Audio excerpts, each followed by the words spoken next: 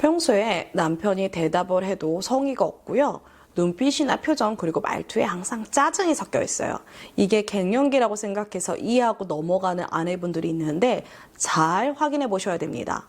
남편이 바람을 피고 있는 징후일 수 있거든요. 만약 내 남편이 바람 피는 것이 의심된다 이러신 분들은요, 오늘 영상 끝까지 확인하세요.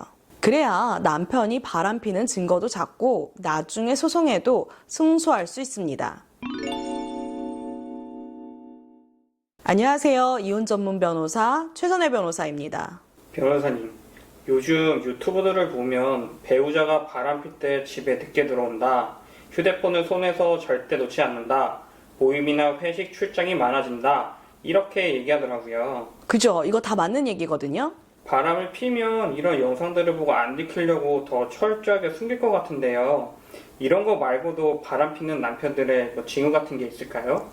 물론 있습니다. 남편들이 바람을 피우면 공통된 징후들이 있더라고요. 물론 남편들은 숨긴다고 숨기죠. 하지만 이런 공통된 징후들이 있다면 한 번 정도는 의심해 보는 것이 좋습니다. 첫 번째는요, 갑자기 외모 관리를 하기 시작한다입니다. 여자고 남자고 연애를 시작하면 뭐가 가장 많이 달라지죠? 외모 관리입니다. 남녀 공통인데요. 특히 외도 초창기 상대방에게 잘 보이고 싶을 때 특히 많이 나타납니다. 전혀 관리를 안 하다가 특별한 계기, 건강이나 주위의 부고 같은 이런 계기가 없는데 체중 관리를 하고 헤어스타일을 평소에 안 하던 젊은 스타일로 바꾸고 새로운 스타일로 옷을 구입해 입는 거죠. 두 번째는요, 블랙박스 전원을 꺼두거나 정기적으로 지우는 경우입니다. 사실 여성분들은 차량에 블랙박스가 전원이 꺼져 있는지 아니면 정기적으로 지우는지 별로 관심을 갖지 않아요. 그런데 블랙박스 전원이 꺼져 있는 경우는 흔적을 남기지 않기 위해 상간자를 만날 때 꺼두다가 나중에 다시 켜두는데 깜빡하고 안 켤 때가 있더라고요. 그리고 안 끈 경우는 사실 나중에 지우기도 해요. 블랙박스는 자주 지우지도 않고 전원을 끄고 이렇지 않잖아요. 용도 자체가 있으니까. 그런데 이런 게 보인다? 그러면 의심할 필요가 있는 것 같아요. 추가적으로 남성들은 차량에 대해 애착이 강한 경우가 많아서 관리를 잘하는 편이거든요. 그래도 청소 주기가 더 빈번해지거나 방향제가 내 남편하고 다른 스타일로 바뀌거나 시트 설정이 바뀌어 있는 경우도 있습니다. 세 번째는요, 다정해지고 선물을 하기 시작한 남편입니다. 연애를 하면서 남편분들이 와이프한테 미안한 마음이 생기는 경우들이 있어요. 특히 가정을 깰 생각도 없고 내연녀랑 재혼할 생각 절대로 없는 분들이 잘하시더라고요. 내가 밖에서 바람 피우는 것도 모르고 내 아내는 이렇게 가족들한테 헌신하고 이런 모습을 보면서 측은한 마음을 가지고 잘하시더라고요. 평소에 아내에 대한 불만이 있었어도요, 바람을 피울 때는 미안한 마음이 들어서 불만 사항들이 전혀 눈에 들어오지 않고 넘어가게 된다고 하십니다. 그리고 내연녀에게 선물을 할 때 배우자에게도 선물을 하고요. 심지어 상간녀 때문에 알게 된 상품을 집에 선물하는 경우도 있습니다. 네 번째는요, 반대로 갑자기 시비를 걸고 아내가 이혼하자는 말을 먼저 하도록 유도하는 거예요. 이 경우는 상간녀에게 돌아가지고 이혼을 하고 싶어서 하는 경우가 많더라고요. 평소에는 가정적이고 배우자한테도 잘했던 남편이 갑자기 집에서 짜증이 늘고 경제권을 다시 가져오고 별의별 핑계를 대면서 배우자에게 못되게 하는 경우들이 있어요.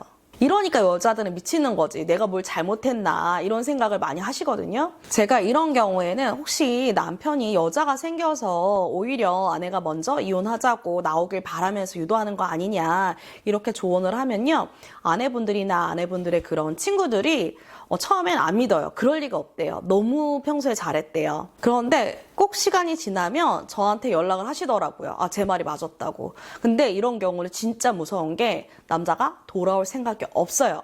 그냥 헤어지고 싶은 거예요. 이런 경우는 차라리 관계를 회복하려고 노력하기보다는 불륜의 증거, 그리고 축출이혼, 상간녀 때문에 배우자와 이혼하려고 하는 케이스다라는 증거를 모으는 게 훨씬 더 유리합니다. 다섯 번째는요, 갑자기 늘어난 잦은 출장과 야근이에요. 부정행위를 하려면 가장 필요한 게 뭐예요? 바로 시간입니다. 누군가와 외도를 하려면 그 사람과 보내야 되는 시간이 많이 필요하잖아요.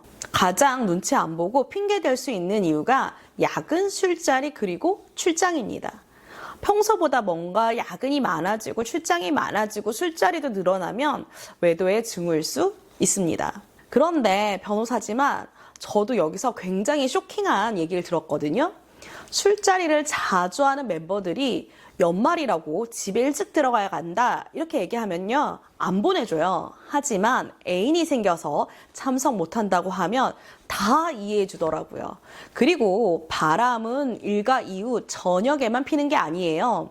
드라마처럼 아침에 운동하러 가서 부정행위를 할 사람은 합니다. 그러니 평소와 일상 스케줄이 갑자기 변동이 있다 이런 경우는요 의심해 볼 필요가 있더라고요. 오늘은 남편이 바람이 났을 때의 징후에 대해서 알려드렸는데요. 불과 며칠 전에 제가 진행하고 있는 소송이 몇 년 만에 승소하고 끝난 사건이 있었어요. 그 결과를 받아보시더니 저에게 엄청 고마워하시더라고요. 물론 제가 무료로 일을 하는 건 아닙니다. 하지만 저를 믿고 소송을 맡겨주신 분들에게 좋은 결과를 드릴 수 있었을 때에는요. 변호사로서 의뢰인의 인생에 큰 도움을 드릴 수 있다는 사실에 그 보람도 느끼고 굉장히 자부심을 느껴요.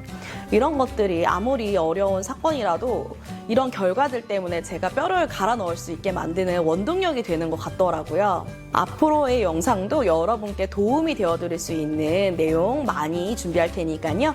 기대해 주세요.